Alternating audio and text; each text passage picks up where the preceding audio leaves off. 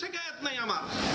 আমি শুরু বের হয়ে এসে এখনো পর্যন্ত এই কথাই বলতেছি, আমাদের উপর যা জুলুম হয়েছে, যে নির্যাতন আমাদের উপর হয়েছে, এই নির্যাতনের পূর্ণ দাস্তান আমরা জাতির সামনে এখনো উন্মুক্ত করি নাই।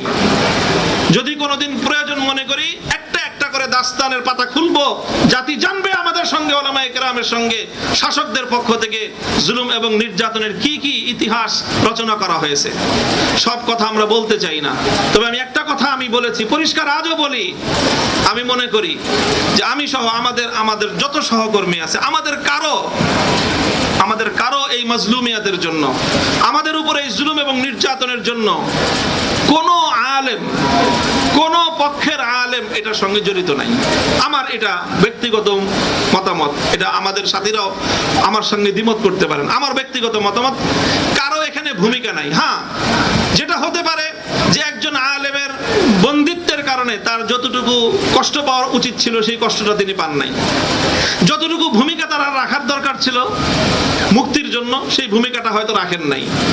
বেশির চেয়ে বেশি এটাও হতে পারে যে আমরা বন্দী হওয়ার কারণে কেউ কেউ মনে মনে খুশিও হয়েছেন, হতেই পারেন, কারো সঙ্গে ব্যক্তিগত রেষারেষি থাকতে পারে, এটা কোনো খুব বড় কোনো বিষয় না। ব্যক্তিগত রেষারেষি থাকতে পারে না, তোমার সঙ্গে আমার ব্যক্তিগত রেষারেষি থাকতে পারে, ভাইয়ের সঙ্গে ভাইয়ের ব্যক্তিগত রেষারেষি থাকে, ভাই যার সঙ্গে রেষারেষি সে বিপদে পড়লে আরেক ভাই একটু কি হয়, ভালো হয়েছে এবার ঢুকছো না, এবার মজা পাও, বড় বড় কথা তো। আমার সম্পর্কে তো অনেকে এই কথা বলছে যে বেশি বড় বড় কথা কয়, এবার মজা বুঝুক, আরো ভালো করে বুঝুক, তারপরে বের করব। মজা বুঝি নাই, মজাও বুঝছি, সবই বুঝছি, এবং বের হয়ে এসে দায়িত্ব নিয়ে এই কথা বলতেছি। আগে যা বলেছি সঠিক বলেছি, আগামী দিনেও যা বলবো ইনশাআল্লাহ সেই ধারাই বলবো কথা। তো এই যে বিষয়টা, আলেম ওলামাদের কাউকে আমি মনে করি যে এই তিন শ্রেণীর হতে পারে সর্বোচ্চ, হয়তো কেউ ভূমিকাটা যথাযথ রাখে নাই, কেউ হয়তো মনে মনে একটু খুশিও হয়েছে, কিন্তু আমি মনে করি যে বাংলাদেশের কোন আলেম, সে যেই পক্ষেরই হোক, তাদের সাথে আমাদের রাজনৈতিক বা সাংগঠনিক বিরোধ থাকতে পারে, কিন্তু কেউ আমাদের এই গ্রেফতারির জন্য দায়ী এটা আমি মনে করি না। কারণ কোন আলেমের কাছে এমন ক্ষমতাই নাই, শক্তিই নাই যে তারা আমাদেরকে গ্রেফতার করবে বা একজন আলেম আরেকজন আলেমকে গ্রেফতার করবে, এই ক্ষমতা বাংলাদেশে কোন আলেমের আছে? এটার জন্য শতভাগ দায়ী হলো তারা যাদের হাতে রাষ্ট্রশক্তি আছে, এবং তারাই এই কাজটা করেছে। তারা এই কাজটা করে কি, যে তারা আমাদের উপর জুলুম করলো, আবার আমাদেরকে এসে বলে, আরে হুজুর, আর আপনাদের উপর জুলুম করছে তো ওই যে অমুক হুজুরের কারণে, আপনাকে অ্যারেস্ট করা হয়েছে অমুক হুজুরের কারণে, ও অমুক হুজুরের কারণে তুমি আমার অ্যারেস্ট করলা, আর এত হুজুর যে আমাদের মুক্তি চাইলো তখন তো মুক্তি দিতে পারলা না। এইগুলো হলো আরেকটা ভণ্ডামি এবং ভাওতাবাজি। আমাদের আলেম ওলামাদের মধ্যে পারস্পরিক দ্বন্দ্ব এবং সংঘাতটাকে বৃদ্ধি করার একটা পায় তারা। এই জন্য আমি পরিষ্কার আমার ব্যক্তিগত জায়গা থেকে আমি বলে দিচ্ছি, আমি আমার এই গ্রেফতারির জন্য, আমার উপরে এই জুলুম নির্যাতনের জন্য বাংলাদেশের কোন আলেমকে, কোন ইসলামপন্থীকে ন্যূনতম আমি দায়ী মনে করি না। হ্যাঁ, কারো কারো ভূমিকা কম বেশি থাকতে পারে, সেজন্য মান অভিমান থাকতে পারে, অভিযোগ থাকতে পারে, কিন্তু এটার জন্য দায়ী মনে করি না কাউকে।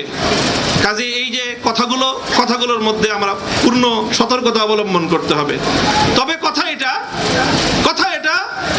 এই যে জুলুম এবং নির্যাতন হলো, আমরা হলাম ভিকটিম, আমরা মজলুম।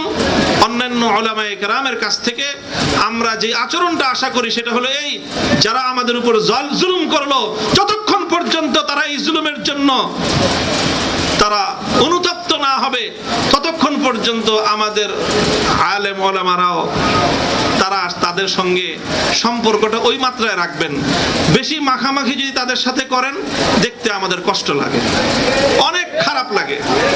কি বলবো তোমাদের কাছে, আমি জেলখানায় থেকে, আখেরি কথা লম্বা করবো না, শেষ কথা আমি এটা বলতেছি, জেলখানায় থাকতে যে বিভিন্ন মেমোরি কার্ডের মাধ্যমে কিছু আহওয়াল জানার আমাদের সুযোগ ছিল। তো এই মেমোরি কার্ড লাগায় ওই মনিটরের মধ্যে আমরা সবকিছু দেখতে পারতাম। সেখানে দেখলাম যে একজন আলেম, খুব এমনি ব্যক্তিগতভাবে আমি যার ভক্ত বলা যায়, তার জ্ঞান গরিমা সব দিক থেকে খুব তার প্রতি আমার একটা ভক্তি ছিল। দেখলাম উনি এমন একজন মানুষের এমন ভূয়সী প্রশংসা করতেছেন যার হাত হাজারো মজলুমের রক্তে রঞ্জিত, সেই জালেমের উনি এমন ভূয়সী প্রশংসা করতেছেন। এই জিনিসটা শোনার পরের দিন একদিন আমি কোর্টে গেলাম, কোর্ট থেকে আমি কারাগারে ফিরলাম, রাস্তায় রাস্তায় ওই জালেমের বিভিন্ন জায়গায় নানা রকম ছবি টবি দেখি। যতবার ছবিটা দেখি ওই জালেমের কথা মনে পড়ে না, আমার ওই হুজুরের কথা মনে পড়ে। কষ্টের দিনটা কলিজাটা ফেটে যায় যে এরকম একজন মানুষের আপনি এরকম প্রশংসা করতেছেন। বাঘের উপর যদি তুমি করুণা করো, এটা শুধু তুমি বাঘের উপর করুণা করলা তা নয়, এটা বকরির উপর তুমি জুলুম করলা।